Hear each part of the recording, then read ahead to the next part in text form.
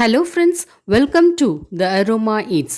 இன்னைக்கு நம்ம சேனல்ல ஒரு ஹெல்தியான பிரேக்ஃபாஸ்ட் ரெசிபி தான் பார்க்க போறோம். அது என்னன்னு பார்த்தீங்கன்னா பாலக் பன்னீர் பராட்டா. பாலக்கீரை அப்படின்னா பசலக்கீரைன்னு சொல்லுவாங்க. ஸோ அதை வச்சு நம்ம பராட்டா செய்ய போறோம். இந்த ரெசிபி எப்படி செய்யலாம்னு பார்க்கறதுக்கு முன்னாடி நம்ம சேனலுக்கு இப்பதான் ஃபர்ஸ்ட் டைம் வரீங்கன்னா கண்டிப்பா சேனலை சப்ஸ்கிரைப் பண்ணிக்கோங்க. நோட்டிஃபிகேஷனுக்கு பெல் ஐக்கானையும் கிளிக் பண்ணிக்கோங்க. ஃபஸ்ட்டு ஒரு கடாயில் தேவையான அளவு தண்ணி சூடு பண்ணிக்கலாம். இப்போ பாலக்கீரை ஒரு 250 கிராம் அதில் சேர்த்துக்கலாம். இது நல்லா கழுவி சுத்தம் பண்ணது.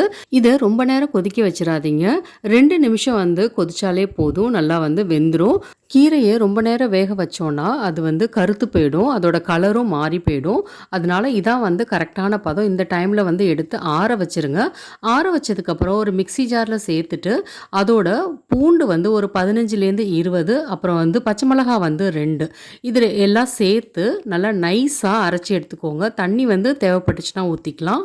அடுத்து பன்னீர் ஸ்டஃபிங் ரெடி பண்ணிடலாம். அதுக்கு திருகின பன்னீர் ஒரு 1/4 கிலோ எடுத்திருக்கேன்.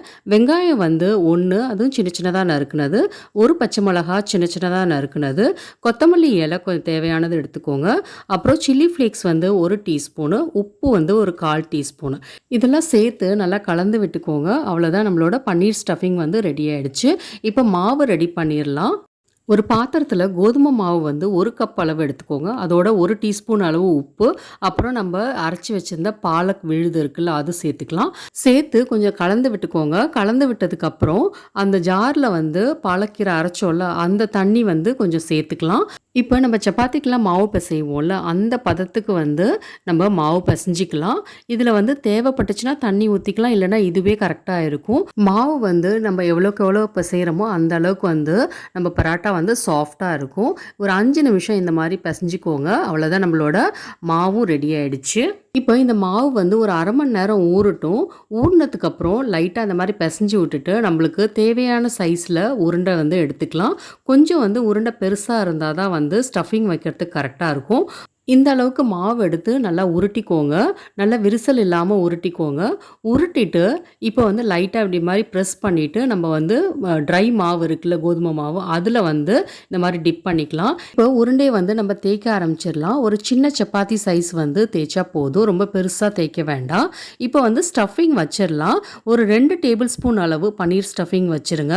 ஸ்டஃபிங் வச்சதுக்கப்புறம் நம்ம இந்த மாதிரி லைட்டாக ப்ரெஸ் பண்ணி அதை க்ளோஸ் பண்ணணும். கிட்டத்தட்ட நம்ம பூர்ண கொழுக்கட்டை செய்வோம்ல, அந்த மாதிரி பூர்ணம் உள்ளார வச்சு நம்ம கொழுக்கட்டை மாவு க்ளோஸ் பண்ணுவோம்ல, அந்த மாதிரி பண்ணணும். இந்த மாதிரி பண்ணும் போது மேலே கொஞ்சம் எக்ஸ்ட்ரா மாவு வரும். அதை எடுத்துருங்க. எடுத்துட்டு லைட்டாக ப்ரெஸ் பண்ணி விட்டுருங்க. ப்ரெஸ் பண்ணி விட்டுட்டு அதுக்கு மேலே ட்ரை மாவு போட்டு நம்ம தேய்க்க ஆரம்பிச்சிடலாம். ரொம்ப பொறுமையாக தேய்க்கணும், இல்லைனா ஸ்டஃபிங் வெளியில் வந்துடும். எந்த அளவுக்கு மாவு எடுத்திருக்கீங்களோ அதே அளவுக்கு ஸ்டஃபிங் எடுத்தால் தான் அந்த ஸ்டஃபிங்கோட டேஸ்ட் நம்ம பராட்டா சாப்பிடும் போது வரும். இப்போ நம்மளோட பராட்டா ரெடி ஆயிடுச்சு. இப்போ நம்ம தோசைக்கல் சூடு பண்ணிடலாம். அதில் லைட்டாக ஆயில் அப்ளை பண்ணிவிட்டு நம்ம செஞ்சு வச்சுருந்த பராட்டா இருக்குல்ல, அதை அதில் போட்டுடலாம்.